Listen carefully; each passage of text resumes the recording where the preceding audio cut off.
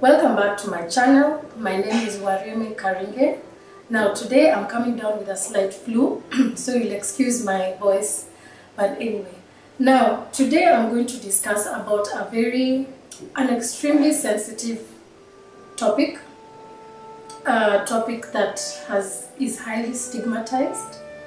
A topic that people are extremely afraid of even mentioning. And I could say also a very painful topic, because very many people are getting affected by it. Either some who have managed to do it, others who have attempted, and then there are the people who are left behind. And basically what I'm talking about is suicide. Now, I had not planned on doing this video so early in my channel. I had hoped that I could get a professional to come and speak about it, or get someone who has attempted suicide and just for them to explain exactly what they go through. But last week, of course, as you all know, we had an incident in Nairobi, and there's been a lot of talk, and that it was not the only case in Nairobi.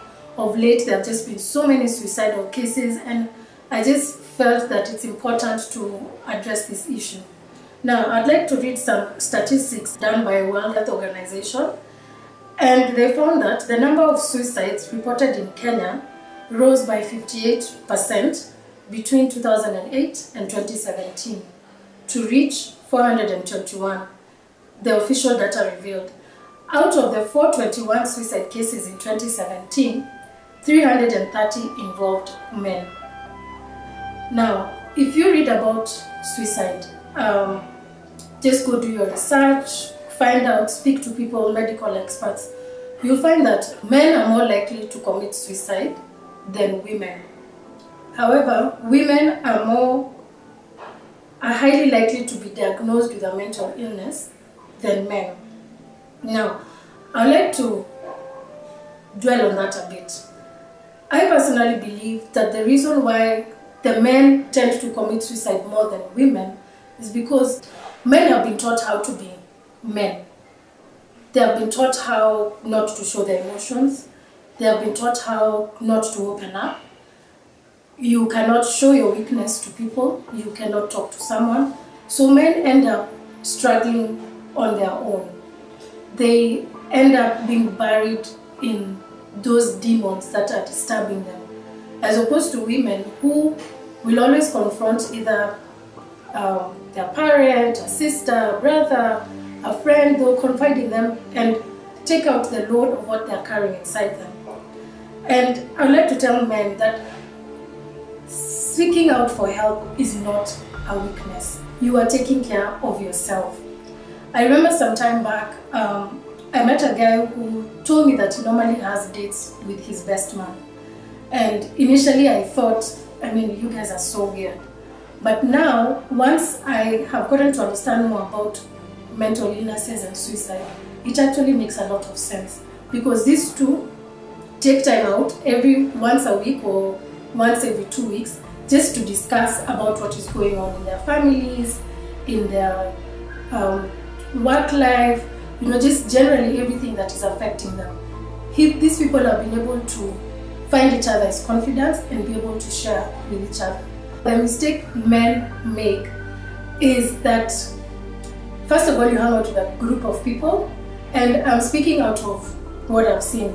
You end up hanging out with a group of people, you end up, say for example, going to the bar, you'll drink till whatever time and go home. You will not have that time to have one-on-one quality discussions.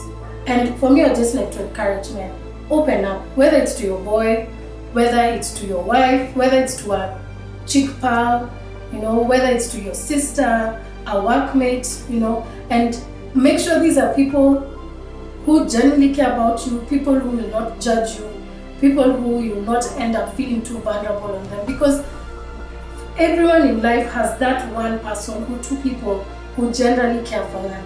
And that's my message for men today. Now, I'd like to go back to the statistics, where World Health Organization say that Kenya has been ranked 114 out of 179 country with the highest rate of suicide. That is actually scary and concerning, because this is our country, this is where we live, these are people we interact with every day.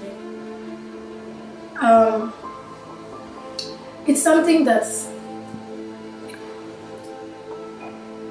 becoming so common in our society, and we are forgetting to take care of each other. We are forgetting to be our brother's keeper. Before I get into that, I just want to maybe touch a bit on causes of suicide. And the main cause of suicide is usually clinical depression. However, not everyone who commits suicide has been diagnosed with depression or is depressed. There are other things that can cause depression. For example, loss of loved one, loss of a job, feeling hopeless, where you feel like life no longer has meaning. There's really no reason to live anymore. There are also other mental disorders like schizophrenia, bipolar, terminal illnesses. For example, people who say have been diagnosed with cancer or any other terminal illness, HIV, and they feel they cannot live anymore. There's also substance abuse that lead people to committing suicide. I'm actually really struggling with this topic because people really take this suicide very lightly. People will joke about it.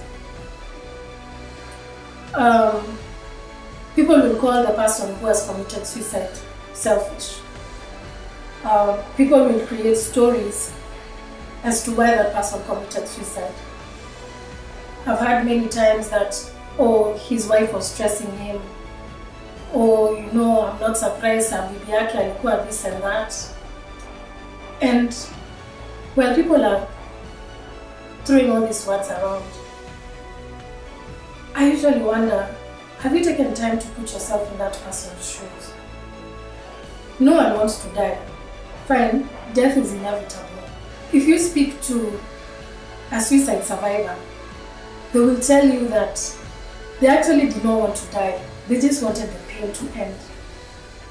The pain of hopelessness, the pain of despair, the pain that you feel like no one loves you. It's such a deep, intense pain that I can't explain, or no one can explain it. But all I know is that by the time someone is deciding to take their life, that person has struggled, and they have really, really struggled. And for them, suicide seems to be the only solution. Sometimes it's hard to pick whether someone is suicidal or not. But sometimes you'll find that probably your loved one or your friend will be talking about death a lot. They'll be talking about life being hopeless. They'll be talking about they don't see the reason to keep trying. They're just comments that people will keep throwing, and you need to start being aware of each other. Even comments that we make. Guys, we need to be sensitive to this topic. People out there are suffering. You don't know, maybe other than putting yourself in the person's shoes, put yourself in the shoes of a person who has lost a loved one to suicide.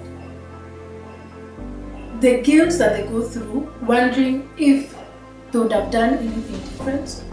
The guilt of whether had this person reached out and I did not listen. I mean, losing a loved one or a friend to suicide, I believe, is one of the most painful things anyone can go through. So as you're speaking about these things, be sensitive. You know, when people are sitting in offices or sitting in social gatherings and they make jokes about suicide, I was seeing online last week and people saying, oh, does that mean that now in this organization there is an opening? And you wonder, probably the person seated next to you has lost a relative or has lost a friend to suicide, and you start speaking such insensitive things. I really cannot go on with this discussion because I said it's very heavy. I have talked to many people who have attempted suicide, who have struggled with suicidal thoughts. I'm one of them as well. And the thing I can just urge you guys is be sensitive towards this thing. No one is immune. No one is immune to mental illness. The same way no one is immune to any physical illness. No one is immune to loss of job, loss of a loved one. No one is immune to feeling hopeless. No one. We are all human. It does not make you weak. Just let's start being our brother's keepers. And if there's anyone out there who's currently struggling with suicidal thoughts, kindly reach out to me. I am here to help. I will try my best to get you the help that you need. If you're too afraid of reaching out to me, reach out to a loved one. Reach out to a friend who you know will not judge you. Reach out to a family member. Reach out to someone. Speak out. I know right now it might look dark. Life might look pointless. Life might look like there's no hope. But I just want to let you know that there's light at the end of that tunnel. Please reach out. Please reach out. That is the only thing I can ask you. One other thing I'd like to add is friends or loved ones of people who you've picked up the signs of suicidal thoughts, try not to advise that person. Just hear them out. Listen to what they're trying to say. Listen to what they're trying to show you. Show them love. Show them compassion. And ultimately convince them to go and seek help. So guys, thank you for watching my video today.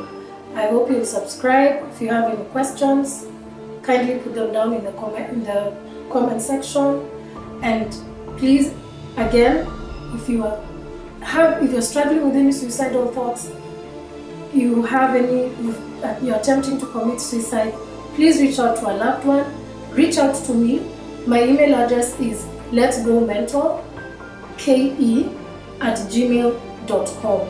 Kindly reach out to me and I will definitely speak to you and help you get the help that you require.